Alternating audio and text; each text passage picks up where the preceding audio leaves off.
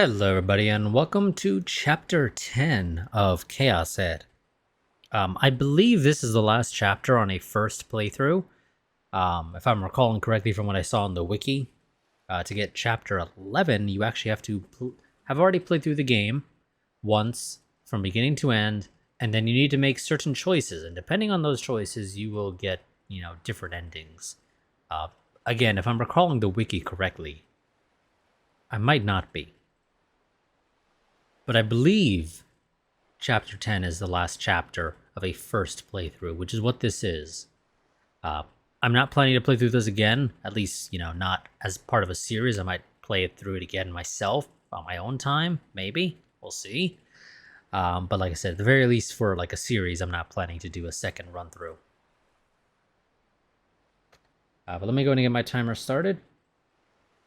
And let's go ahead and continue. I stood on the water's surface. It was very clear, transparent water. A shallow shoal, no higher than one's ankles. I didn't feel any coldness. The sound of the waves whispered intermittently in my ears. I was holding the handlebars on the back of a wheelchair. Shogun? No. The real Nishijo Takumi's head, clad in a knit cap, was close before me. He sat in the wheelchair with his back hunched a little. There was nothing around us. Shells buried in the sand, for instance, or seabirds flying gracefully through the sky. I couldn't see anything of the sort. Life had no presence here. There was only the blue ocean and the absolutely clear sky. The land was flat, and no matter which way I faced, I could I could look out across the horizon in every direction, 360 degrees around. This wasn't the real world.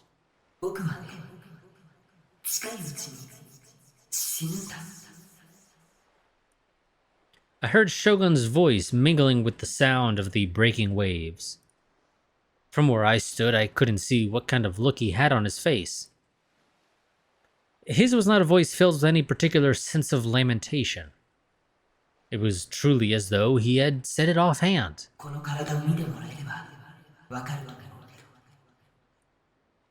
Tiny and covered in wrinkles and underweight, all of his hair had fallen out.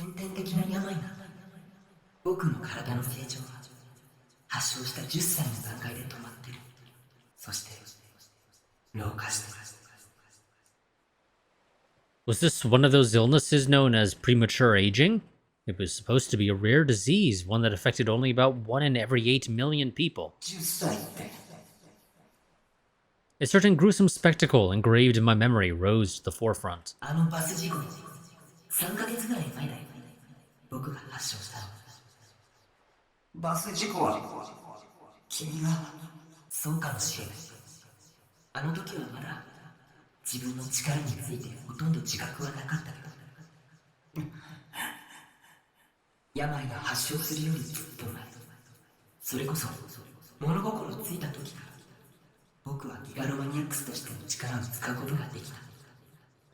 I'm really not a fan of this, reverberating audio shit. I'm really not.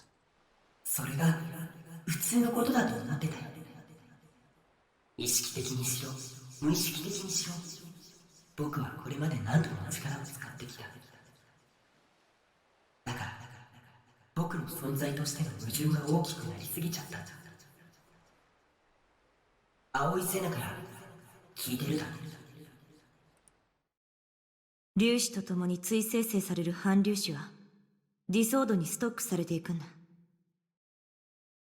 反粒子は数学的に言えば過去へ向かうものだから。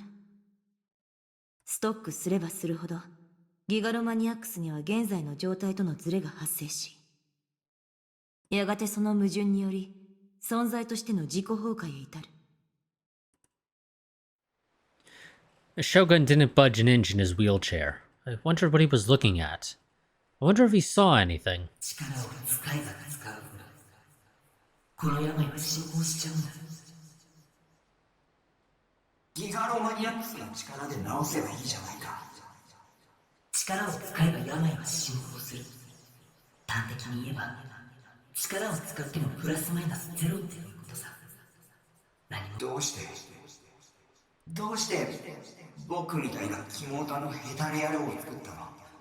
もっと強くて行動的でかっこいいイケメンにすればよかったのに。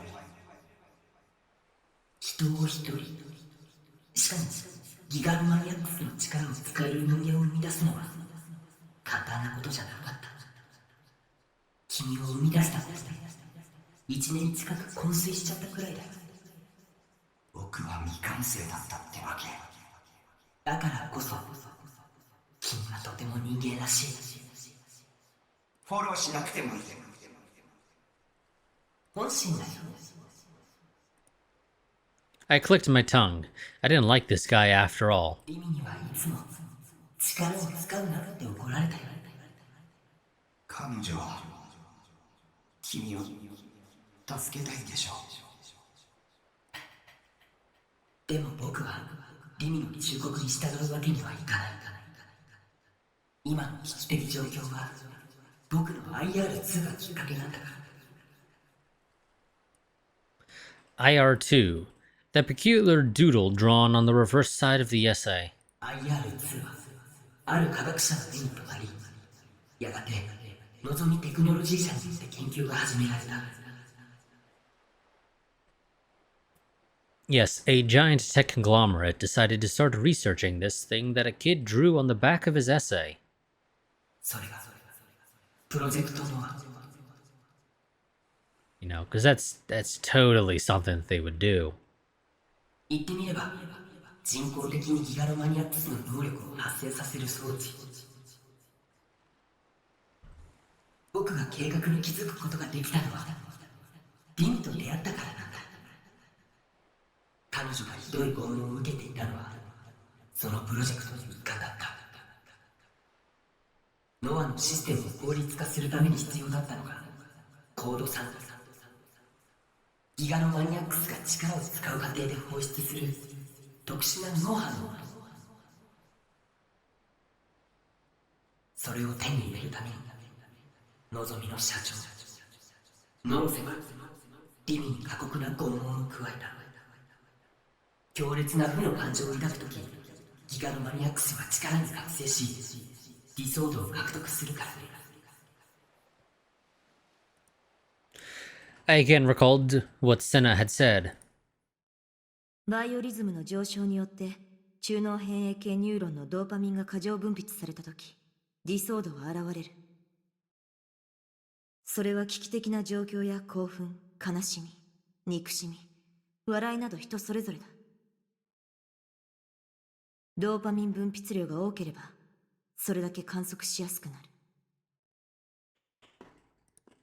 君が僕にちょっかいをかけてきたのもそのため。君を覚醒させるためにだ。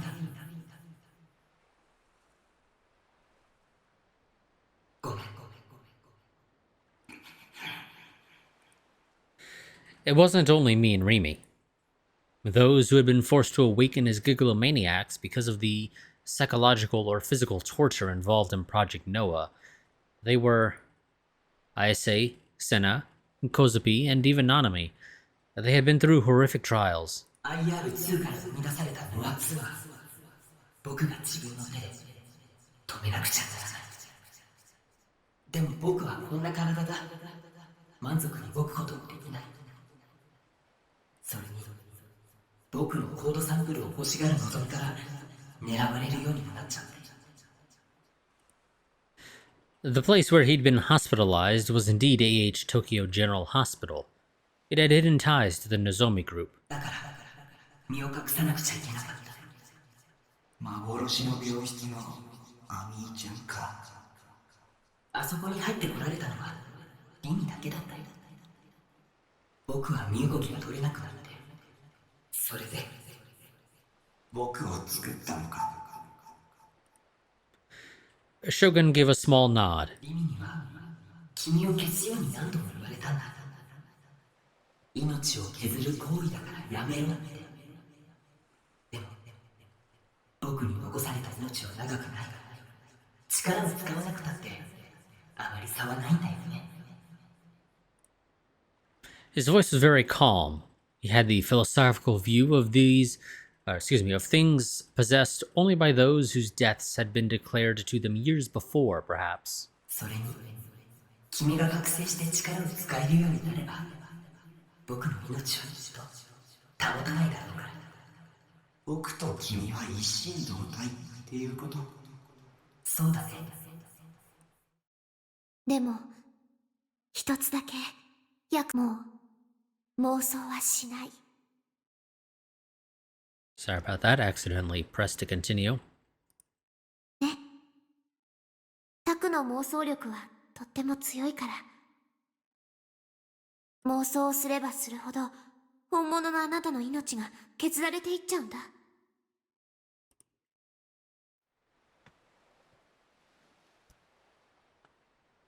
If I were to keep if I were to keep my promise to Rimi, I couldn't go save her.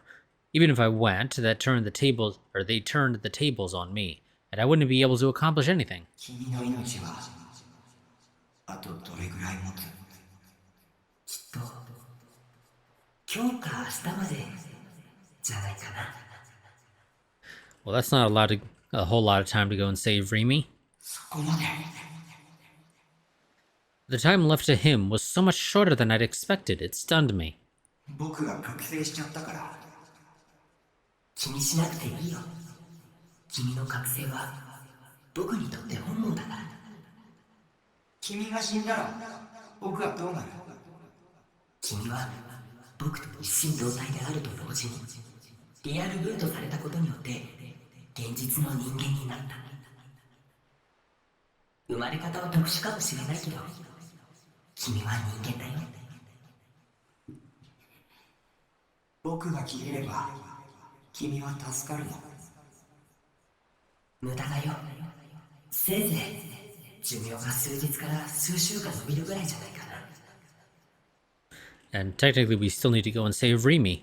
でもそんな愚かな選択肢を選ぶのはやめるんだ。 And, actually shut down Project Noah, because we haven't actually done that. If anything, we would have delayed their actions somewhat. 君にはノア2を破壊してほしい。そのために力を使うことを遠慮しないでほしい。 I think the biggest question we should be asking is exactly what happens to us if you die.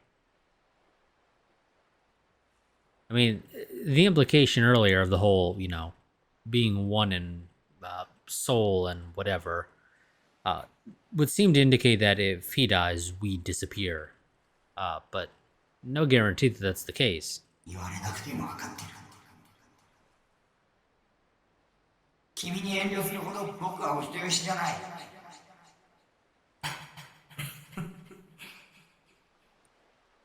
The Shogun laughed, his shoulders shaking faintly.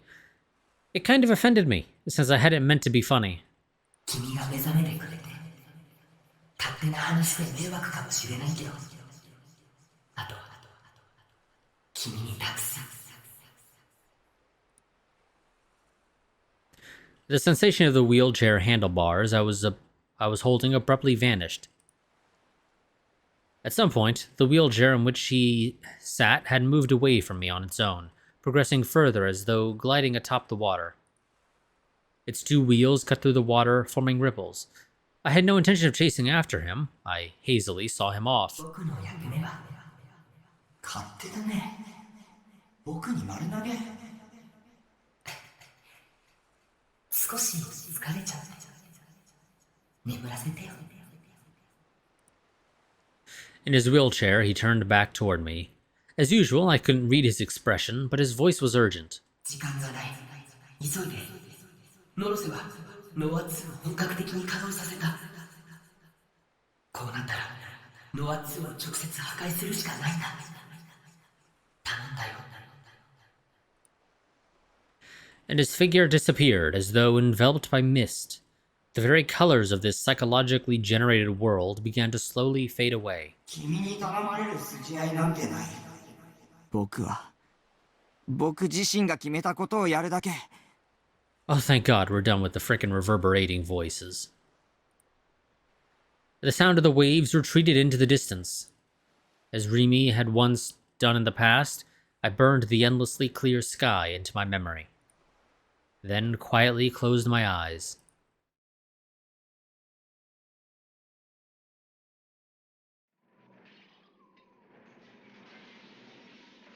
Well, this place got fucked up. The great voice of a newscaster reading out the news could be heard through the radio. 現在までに確認された死傷者の数は233人ですが、この数は最終的に3万人を超えるとみられ、気象庁の発表によりますと、今回の地震の規模は震度7、マグニチュードは 7.8 と関東大震災に匹敵する規模です。渋谷では建物の一部が倒壊し、大規模な陥没も発生している模様です。Oh yeah, they got fucked up. 首都高渋谷線が高架の倒壊により全線通行止め。公共交通機関では山手線など全線が Radio noise began to mingle with the newscaster's voice, and at last she stopped saying anything. ダメだわ。また聞こえなくなった。After taking the musty old portable radio in her hand and clenching it, tapping it, and so forth, Momose let out an enormous sigh. 古いから使い物にならないわね。Okay. Interesting team up. Forcing a rueful smile, she looked to one side. There walked Kishimoto Ayase and Kusunoki Yua, both wearing expressions of exhaustion. I'm just curious as to why Ayase is with Yua.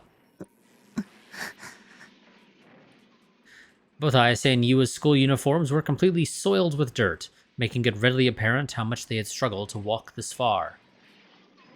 Are they really? Because they look like they're perfectly clean to me. Yeah, they look like they're perfectly clean to me. However, the giant swords, D-swords each of them held, contained not a speck of dust, and their grim glow remained completely unclouded. After the earthquake took place, Yu and Ayase had returned to Shibuya from Roppongi on foot, and by going even further to the Frisia office, they were able to join up with Momose. Expecting the missing Ban to come back, the three of them spent the night near the office, in a mixed-use building, which tilted from the earthquake, and which had looked ready to topple over any minute now. But in the end, Ban hadn't shown himself. Momose proposed leaving Shibuya, but Ayase disagreed. グラジオールが目覚めたのよ。早く他の黒騎士と合流しないと。She asserted, tugging forcefully at Yua's hand, and heading off toward the wreckage-stamped central district of Shibuya. Yua and Momose were left with no other option but to go along with her. I mean, they didn't have to, technically. You could say she's batshit crazy and just, go your own way. At 7 in the morning, less than an hour had passed since the beginning of the brightening of the sky. There was absolutely nothing in the way of refreshing morning air. The wretched state that had been hidden by the darkness of night grew gradually more and more visible together with the arrival of the sun. Now they were right in the thick of it. The neighborhood of Shibuya had transformed into a vision of hell. The roadways were broken to pieces with their asphalt projecting up. A number of buildings had collapsed and the sides of the streets were buried in fallen wreckage. Most everything made of glass had cracked, and even a huge sign originally found on the roof of a building had fallen and was laying down there. Walk forward a little, and they had come across corpses left strewn about every which way. It pained Momose every time she saw those bodies, and she would mentally press her hands together in their name. But there were so many of them that midway through she made up her mind not to think about it, otherwise her own heart wouldn't last much longer. The people they occasionally passed were expressionless and appeared to be wandering around on heavy feet without a destination. Several men cooperated in an effort to rescue those buried alive in the wreckage, but there was little they could do without heavy machinery. Momose looked again at the thing Yua had in her hand. A D-sword. Ayase had explained it to them, a sword one could draw, as if by magic, out of nothingness. Ban had been telling the truth. Yua seemed startled and bewildered by the fact that she'd obtained one of these swords. ねえ、岸本さん。 Ayase, walking ahead, didn't look back when Momose called to her.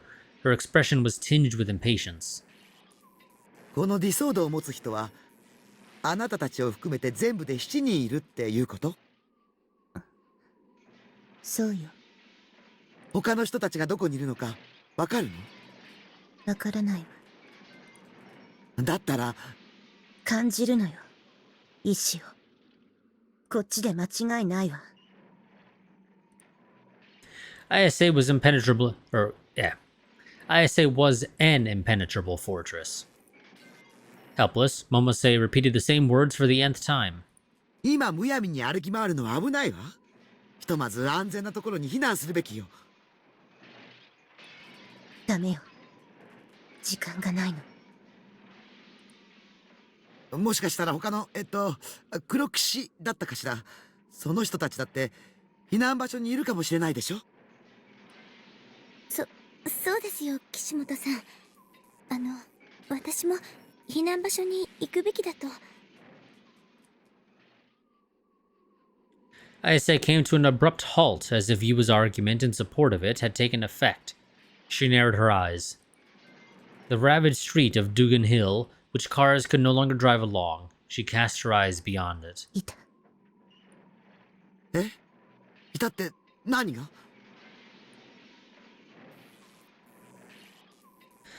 At the end of ISA's line of sight was the figure of a lone girl, walking toward them from the station.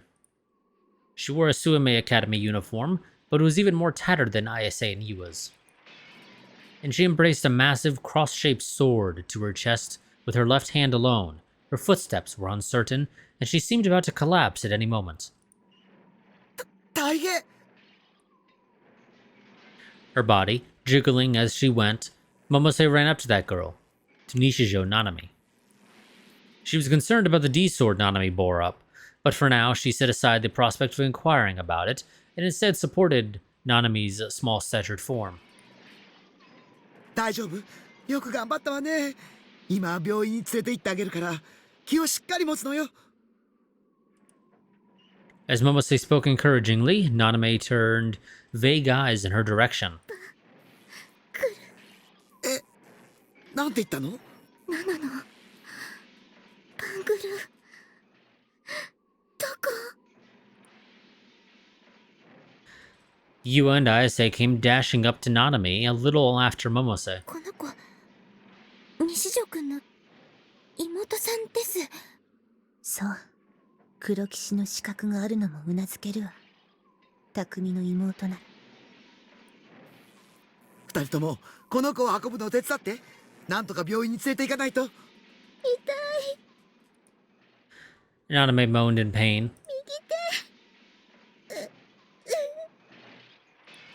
右手？ Momose, taking an offhand glance at Nanami's right hand, sucked in a breath. だってひどい。こんな。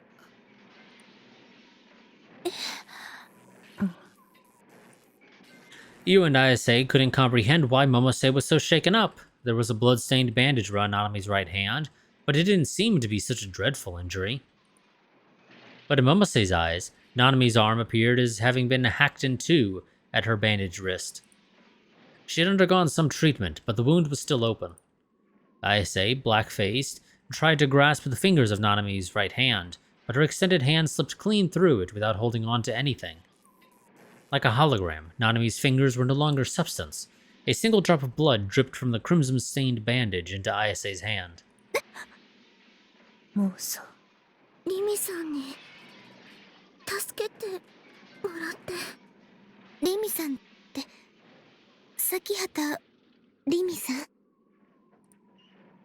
知ってるの？ええ。西条くんのお友達の。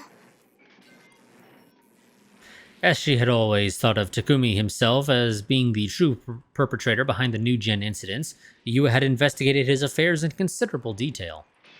Naturally, she also looked into Nishijo Nanami and Sakihata Rimi, as they were people who had frequent contact with him. On the other hand, ISA's usual cool expression grew minutely more severe when she heard Rimi's name. 崎畑リミも7人の黒騎士の一人。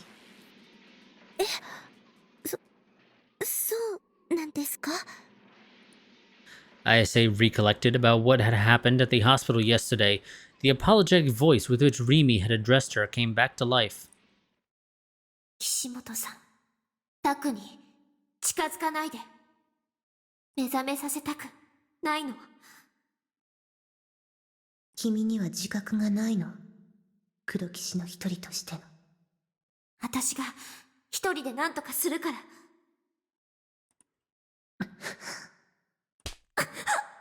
とても美しいわ、その思いは。でもそれは大いなる意志の望むことじゃない。私も望んでいないわ。あなた一人に全てを背負わせるなんて。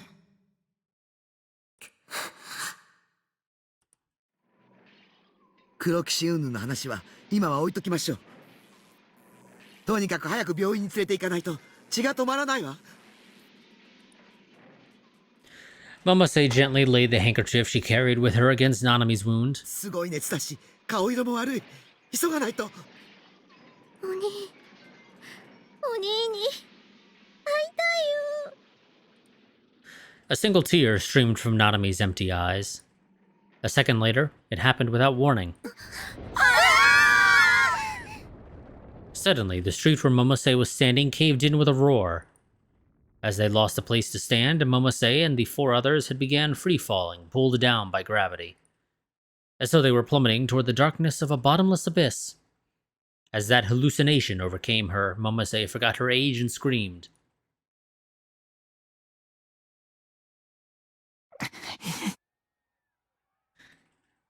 Okay, so there's about 4 minutes left on my timer. The last part went a little bit long. I think we're going to go ahead and stop this here. Because this seems like a decent stopping point. So, yeah, we're going to go ahead and stop this episode here. It's a little bit short, but it's not really that much, so it's fine. A quick reminder, if you want to stay up to date with the channel and any changes to my recording and streaming schedule, I would highly recommend that you join my Discord. There is a link to that down in the description. If you want to support the channel financially so that I can continue to bring you content and, improve that content and yada, yada, yada, all that jazz. The two major ways to go and do that are going to be either via Patreon or Streamlabs. If you go the Patreon route, first things first, links to both of those are down in the description. If you go the Patreon route, it is a monthly pledge of however much money you wish to go ahead and do a pledge for. There is no difference really between the tiers. They're there as different options. You get a different title in the Discord server if you join it, but there's no actual difference, in reality between them. But if you do that, you get a couple of goodies, such as early access to videos. Patreon, however, does take a cut of 5%, if I recall correctly. If you go the Streamlabs route, you can either do a one-time or a monthly donation or tip, however you want to refer to it. I generally prefer referring to it as a tip rather than a donation, but either way. If you decide to go that route, you do not get any goodies. You do not get any special names in the Discords, any special roles in the Discord server. You just sort of get the warm, fuzzy feeling that more of the money you give to the channel is actually making its way to the channel, because Streamlabs themselves do not take a cut. They make their money off of people signing up for their Streamlabs Prime or whatever it's called, something like that. Subscription service, which, it's whatever, honestly. But nonetheless, as I was saying, but yeah, so Streamlabs themselves don't take a cut, and I believe the way I have it set up is that nobody actually takes a cut. Or if they do, it is a much, much smaller cut compared to what Patreon takes. Because, like I said, Patreon takes a 5% cut, I believe is what it is. But yeah, so that'll be it for this video. I'll see you all next time. Until then, goodbye and farewell.